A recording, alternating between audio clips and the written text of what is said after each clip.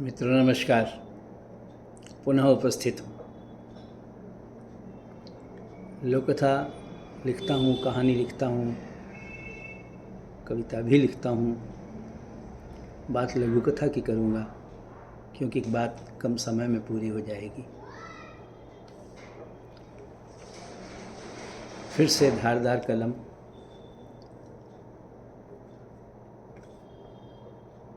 इसमें से ही एक लघु कथा सुनाऊँगा। परंतु उससे पहले आज थोड़ा सा कुछ और कहने की भी इच्छा है। मित्रों, साहित्यकार को किसी राजनीति में नहीं पड़ना चाहिए, ऐसा सब लोग कहते हैं। उसे निष्पक्ष रहना चाहिए। परंतु क्या हम नहीं जानते कि देश में जो शासन या शासकीय व्यवस्था होती है उसका हमारे जीवन पर असर नहीं पड़ता। जब से देश स्वतंत्र हुआ है, गरीब की बात होती है, गरीबी हटाने की बात होती है। 75 वर्ष का समय कोई कम तो नहीं होता। हर दल और उसके नेता वो कहते हैं हम गांव से आए हैं, हमने गरीबी देखी है, हम गरीब के घर से आए हैं, हम गरीबी हटा देंगे क्योंकि हम गरीब का दर्द समझते हैं, हमने मुफलिसी देखी है, हमने समाज में अत्याचार देखा है। परंतु निष्पक्ष भाव से, निरपेक्ष भाव से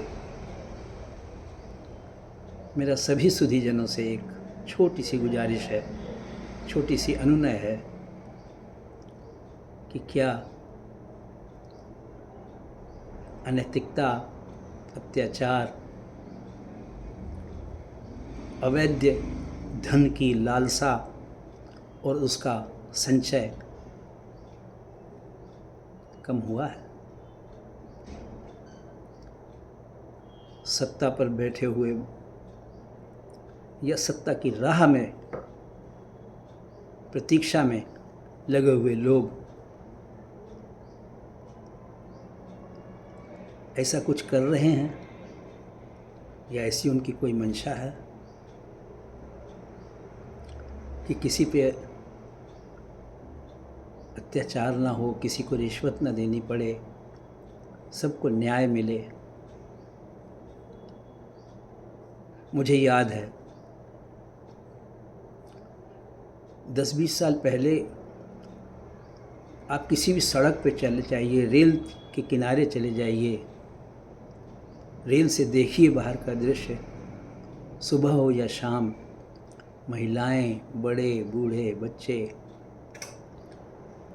दैनंदिन क्रिया से मुक्त होते हुए सड़कों पर अश्लील अवस्था में बैठे हुए मिलते थे। सड़कें प्रायः गंदी होती थी। किसी भी कार्यालय में चले जाइए, सफाई व्यवस्था नहीं थी। उनको सफाई के प्रति जागरूक करना या बाध्य करना क्या गलत है? राजनीतिक गलियारों में रिश्वतखोरी न हो, राजकीय धन का जो जनता के लिए आवंटित किया जाता है उसका दुरुपयोग न हो, इसके प्रति जागरूक करना क्या गलत है? कौन करेगा इसे? निरंतर आतंकी गतिविधियों से जनता को निजात मिले, उस पर कठोर और निर्णायक कार्रवाई हो, क्या इसके लिए कार्य करना गलत है? परस्पर जाति द्वेष, धार्मिक उन्माद को न फैलाया जाए, क्या इसके लिए स्वयं को समर्पित करना गलत है? तो मित्रों, ये कुछ प्रश्न हैं। अदालतों में डेट पे डेट की व्यवस्था समाप्त हो, त्वरित न्याय हो, हमारे पुलिस थाने गरीब की सुने, प्रताड़ित की सुने, उस पर कार्रवाई करें। क्या इनके लिए सभी को जागरूक करना या बाध्य करना गलत है? तो मित्रों, विचार कीजिए। साहित्य तो चलता रहेगा, राजनीतिक दृष्टि से मत सोचिए। हम ना सोचें, कोई भी ना सोचे, लेकिन राष्ट्र में समरसता को, एक दूसरे से नफरत को हटाना तो पड़ेगा ना, समरसता से स्थापित करनी पड़ेगी ना। जातिवाद के दंश से, धार्मिक उन्माद से देश को मुक्त तो करना पड़ेगा ना, नहीं तो कैसे प्रगति होगी। धारदार कलम की भूमिका से एक पैराग्राफ को उद्धृत करने के पश्चात एक लघु कथा पढ़ूंगा। आशा है आपको पसंद आएगी। आइए पहले पैराग्राफ की बात करते हैं। जब मन बहुत अधिक व्यथित होता है तब ये बातें मन में आती हैं और कलम पन्नों पर उतरती है। पिछले लगभग एक दशक में देश का सामाजिक और राजनीतिक परिदृश्य अत्यधिक बदल गया है। दशकों से सिर उठाता और राष्ट्र की आत्मा को आहत करता रहा मजहबी आतंकवाद अपनी अंतिम सांसों की भेंट चढ़ चुकने के बाद भी नए और विध्वंसक स्वरूप में अपना घातक खेल खेलना चाहता है। आर्थिक अपराधी अपने निठल्लेपन को एक तरफ रखकर निर्लज्जता से अकूत संपदा के स्वामी बनने के लिए, देश को तोड़ने के लिए या फिर अपना राजनीतिक वर्चस्व स्थापित करने के लिए समाज के विभिन्न वर्गों के बीच अनावश्यक और कृत्रिम मतभेद उत्पन्न करने के साथ साथ के नए नए हथकंडे अपना रहे हैं। विधर्मियों द्वारा संगठित गिरोह के रूप में कार्य करते हुए हिंदू बेटियों को बहकाया जा रहा है। इस षड्यंत्र में राजनीति से जुड़े लोग भी अपने वक्तव्यों के माध्यम से आग में घी डालने का काम कर रहे हैं। हमें सोचना है इन विषयों पर। अब एक लघु कथा जो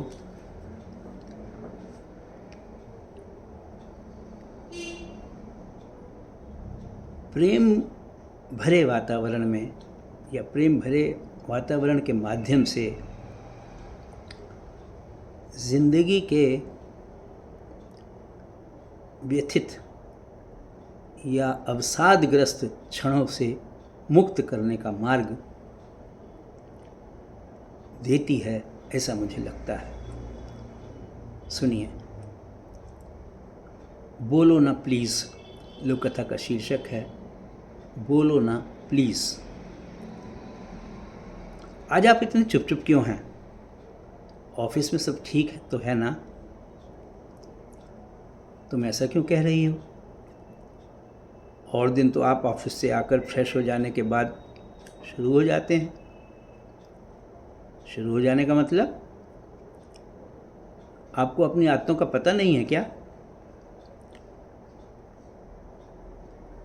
नहीं पता तो तुम ही बता दो। क्या क्या करता हूँ मैं?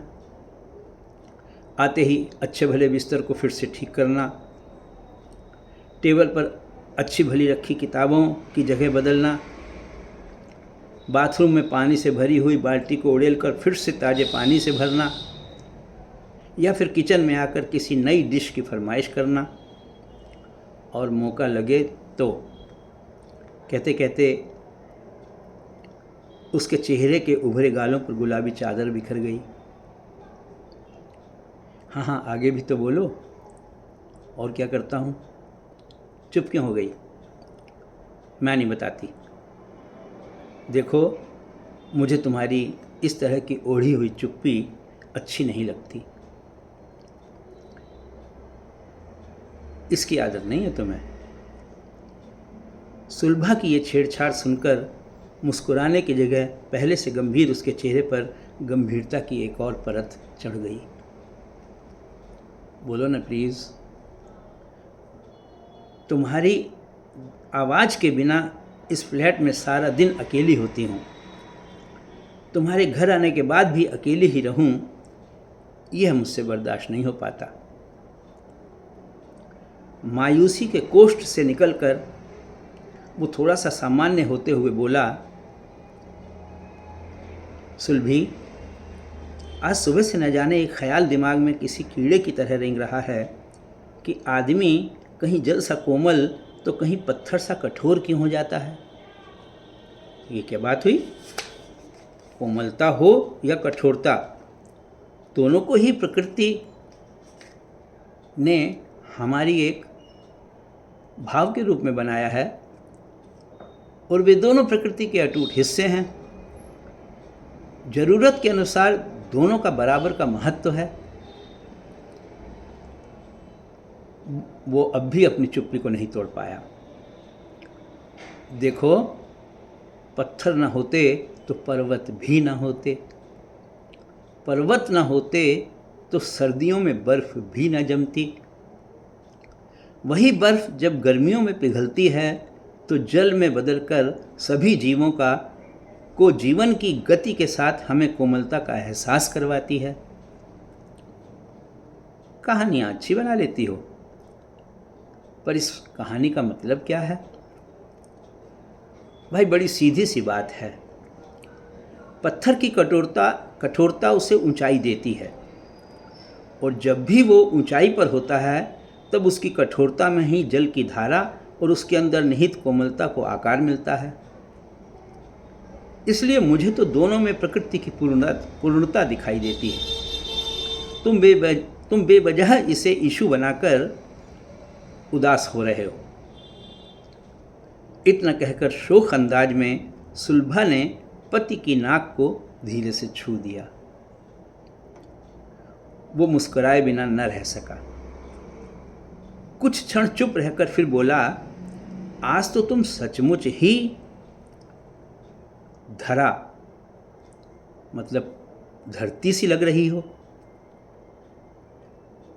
जिसमें जीवन को धारण करने की निसर्ग क्षमता है। ये सब छोड़ो, बस इतना जान लो कि हम कोरी देह नहीं हैं, हम सब समष्टि का हिस्सा हैं। जब तुम प्रकृति के बीच रहकर उसके एक अंश के रूप में खुद को परखोगे तो पत्थर हो या नीर, दोनों में ही खुद को पाओगे।